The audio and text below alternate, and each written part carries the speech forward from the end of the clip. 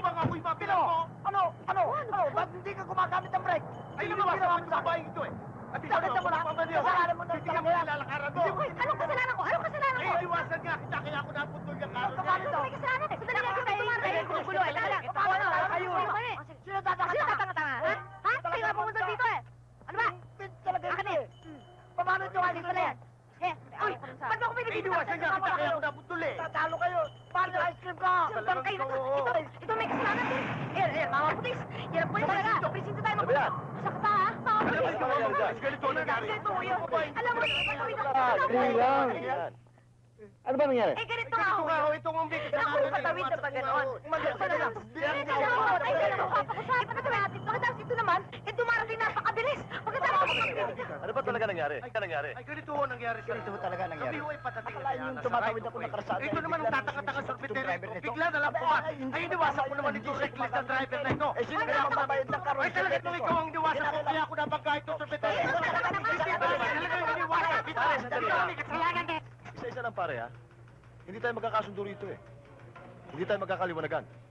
O ikaw muna, sige. Ay, ganito ho yung Sarento. Kami ho ay nasa busy street. Ako ho ay professional driver.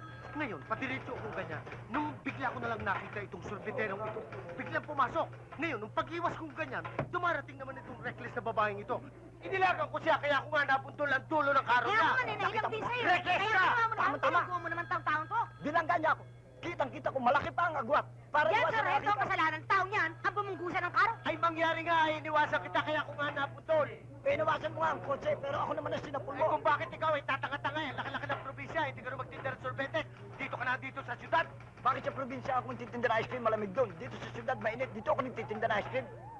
At ikaw, kung di ka naman sila, nananahimik ka na sa laloma kung bakit nagpunta-punta ka pa sa Maynila para magtinda ng sorbetes dito. Kaya hindi Ganito mo ba? nabundol ka tuloy. At ikaw, wag mo ako sisisihin sa mga nangyari. Abay, bakit ako? Teka, Hindi mo talaga teka, ikaw may teka, kasalanan. teka, teka. Sandali lang. Ulang niya ka. Saglit lang. Maupo muna kayo, misis. Bis mo pa ako? Kaya ikaw Upo dapat muna kayo. magbayad yan. Maupo muna kayo. At bakit ako magbabayad? Ay, ikaw ang iniwasan ko, kaya ako napuntol yung ano. Talaga ikaw reckless na. Hoy, kaya mo yan. Pasensya ka na rin sa alalay ko ha. Medyo makulit. Pero mabait yun. Bigla na lang. Pasensya ka na dun sa Tita Irene ko, ha? Alam mo, high blood lang yan, pero mabait din siya. Hindi yung konti ka na makakalaman. Kung tutuusin yung silbitero nyo na may kasalanan, di ba? Oo nga, tawid ng tawid, hindi naman nakikita.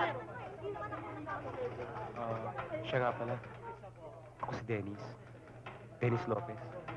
Ako si Sandra, Sandra Cortez. I'm glad to meet you. Nice to meet you. Teka, ikaw yung...